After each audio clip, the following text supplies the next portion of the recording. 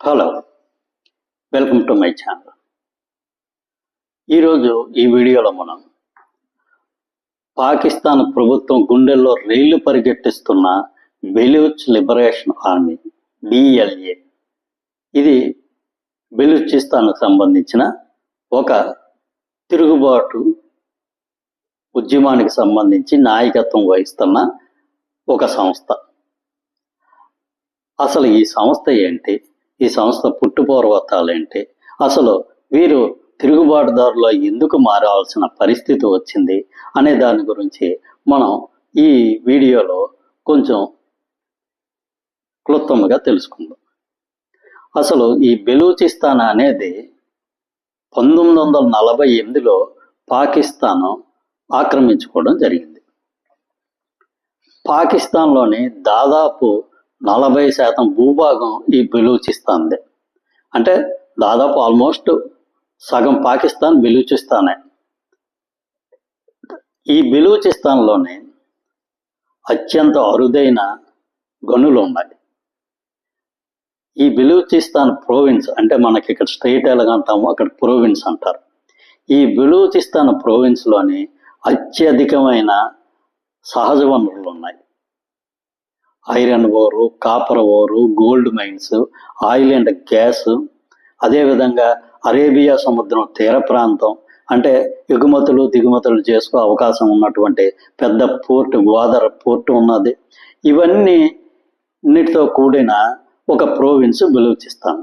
కాకపోతే వీళ్ళు పాకిస్తాన్ నుంచి కలిసిపోయిన తర్వాత నుంచి ఈ బెలూచిస్తాన్లోని ఈ సహజ వనరుల్ని కొల్లగొట్టి పాకిస్తాన్ ప్రభుత్వం అక్కడ పంజాబ్, సింధు మిగతా ప్రాంతాన్ని అభివృద్ధి చేస్తుంది తప్ప ఈ పాకిస్తాన్లోనూ ఉన్న ఈ బెలూచిస్తాన్ మాత్రం ఏ విధంగానూ అభివృద్ధి చేయలేదు. ఇక్కడ సరైన రోడ్లు ఉండవు, సరైన మౌలిక వసతులు ఉండవు. అన్నిటికీ మించి ఈ బెలూచిస్తాన్ ప్రోవిన్స్లోనే చాలా వరకు పవర్ కనెక్షన్లు కూడా లేవు. అంటే కరెంటు కూడా ఈ ప్రాంతవాసులకి పాకిస్తాన్ ప్రభుత్వం వాళ్ళు అరేంజ్ చేయలేకపోయారు. కానీ ఇక్కడి నుంచి చాలా భారీ ఎత్తున సహజ వనరుల్ని కొల్లగొట్టడం మాత్రం చేస్తూ ఉంటారు. దీనివల్ల బెలూచిస్తాన్లోని ప్రజల్లో పాకిస్తాన్ ప్రభుత్వం పట్ల చాలా తీవ్రమైన వ్యతిరేక భావం రావడం జరిగింది. దీనితో కొన్ని దశాబ్దాలుగా అక్కడ బెలూచిస్తాన్లోని చిన్న చిన్న తీవ్రవాద సంస్థలు, మన యొక్క తీవ్రవాద సంస్థలు అనకూడదు వాళ్ళని, వాళ్ళ స్వతంత్రత కోసం వాళ్ళు పాటుపడుతున్న కొన్ని సంస్థలు పుట్టుకురావడం జరిగింది. కాకపోతే వీటన్నిటి చిన్న చితగా తిరుగుబాట్లు చేయడం, పాకిస్తాన్ చాలా తీవ్రంగా వారిని అణిచివేయడం, చాలా వరకు అంతర్జాతీయంగా వస్తున్న సమాచారం ప్రకారం బెలూచిస్తాన్లోనే కొన్ని వేల మంది ప్రజలు ఆచూకీ కూడా తెలియకుండా పోయారని చెప్పి వార్తలు కూడా రావడం జరిగింది. వీటన్నిటికీ పాకిస్తాన్ ప్రభుత్వమే కారణం. వాళ్ళు చాలా తీవ్రంగా అణిచివేత ధోరణితోనే ముందుకు వెళ్ళడం జరిగింది. దీనితో బెలూచిస్తాన్ ప్రజల్లోనే చాలా తీవ్రంగా వ్యతిరేక భావం పెరిగిపోయింది. దీంతో రోజు రోజుకి ఈ బెలూచిస్తాన్ ప్రజలు పాకిస్తాన్ నుంచి విడిపోదాము అనే కోరికని బలంగా పెంచుకోసాగారు. ఇప్పుడు ఈ బెలూచ్ లిబరేషన్ ఆర్మీ అనేది దాదాపు 2000 సంవత్సరంలో ప్రారంభించడం జరిగింది. ఈ ఆర్మీ ప్రారంభం అయిన తరువాత ఈ తిరుగుబాటు అనేది మరో స్టేజ్కి వెళ్ళిపోవడం జరిగింది. ప్రస్తుతం పాకిస్తాన్లోని చాలా గ్రూపులు ఉన్నాయి ఈ బెలూచిస్తాన్లోని పాకిస్తాన్ ప్రభుత్వానికి వ్యతిరేకంగా. ఇప్పుడు ఏం జరిగిందంటే ఈ వివిధ రకాలైన గ్రూపులన్నీ కూడా ఒకే తాటిపైకి వచ్చి బెలూచిస్తాన్ని స్వతంత్ర దేశంగా ప్రకటించే వరకు మా తిరుగుబాటు ఆగదని చెప్పి ఈ చిన్న చిన్న పార్టీలన్నీ కలిసిపోవడం జరిగింది. దీనితో 2018 నుంచి ఇక్కడ చాలా భారీ ఎత్తున పాకిస్తాన్ ప్రభుత్వం మీద దాడులు వాళ్ళు చేస్తూ ఉన్నారు. ఒక 4-5 రోజుల క్రితం ఈ అన్ని పార్టీలు కలిసిపోయి ఒక కోఆర్డినేట్ చేసుకొని దాదాపు 14 నగరాల్లోని 48 స్థావరాల మీద చాలా భారీ ఎత్తున ఏకకాలంలో దాడులు చేయడం జరిగింది. ఈ దాడుల మీద పాకిస్తాన్ రక్షణ మంత్రి ఈ బెలూచిస్తాన్ దాడుల్ని తట్టుకునే పరిస్థితుల్లోని పాకిస్తాన్ సైన్యం లేదు. అసలు బెలూచిస్తాన్ ఆర్మీ దగ్గర ఉన్నటువంటి అత్యాధునిక ఆయుధాలు అనేవి మన ఆర్మీ దగ్గర కూడా లేవు.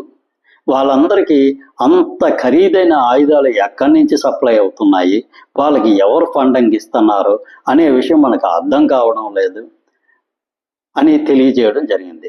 అదేవిధంగా పాకిస్తాన్ హోమ్ మినిస్ట్రీ కూడా బెలూచిస్తాన్ ప్రజలు చేస్తున్న తిరుగుబాటు వల్ల మనం ఏమాత్రం తట్టుకోలేకపోతున్నాము, మనం వాళ్ళని కంట్రోల్ చేసే శక్తి మనకు లేకుండా పోతుందని పార్లమెంటు సభాముఖంగా కూడా తెలియజేయడం జరిగింది. ఇక్కడ బెలూచ్ లిబరేషన్ ఆర్మీలోని మహిళలు కూడా చాలా భారీ ఎత్తున పాల్గొనడం జరుగుతుంది. మహిళలు పాలు పంచుకోవడమే కాకుండా వాళ్ళు ఆత్మాహుతి దళాలుగా కూడా మారిపోయి పాకిస్తాన్ ఆర్మీ మీద, పాకిస్తాన్ భద్రతా దళాల మీద చాలా తీవ్రంగా దాడులు చేస్తున్నారు. ఇక్కడ పాకిస్తాన్ భద్రతా దళాలకు కూడా వచ్చిన సమస్య ఏమిటంటే, ఈ బెలూచిస్తాన్ అనేది చాలా పెద్ద ఏరియా. ఇది పాకిస్తాన్ దేశంలో 40% ఉన్న భూభాగం. ఇంత పెద్ద భూభాగాన్ని రక్షించుకోవాలంటే పాకిస్తాన్కు సంబంధించిన ఆర్మీ అనేది వాళ్ళ సంఖ్య సరిపోవడం లేదు. ఇక్కడ బెలూచిస్తాన్లోని ఎక్కడో ఒక నగరం, 2 నగరాల్లోనే ఈ దాడులు జరుగుతున్నాయి, ఈ తిరుగుబాట్లు జరుగుతున్నాయి అంటే వాళ్ళు దాన్ని కంట్రోల్ చేస్తారు. కానీ బెలూచిస్తాన్ మొత్తం ప్రోవిన్స్ మొత్తం మీద ప్రభుత్వం మీద తీవ్రమైన వ్యతిరేకతతోని తిరుగుబాట్లు చేయడం జరుగుతుంది. ఇంత పెద్ద ఏరియాని కంట్రోల్ చేయడానికి దానికి తగ్గ ఆర్మీని వాళ్ళు అక్కడ మోహరించడానికి సరిపడే బలగాలు పాకిస్తాన్ ప్రభుత్వం దగ్గర లేవు. ఇక్కడ పాకిస్తాన్ ప్రభుత్వం ఎదుర్కొంటున్న సమస్యలు ఏమిటంటే, ఇక్కడ బెలూచిస్తాను అంటే దాదాపు 40%. ఈ 40% భూభాగంలోని పాకిస్తాన్ ప్రభుత్వానికి వ్యతిరేకంగా తిరుగుబాట్లు జరుగుతున్నాయి.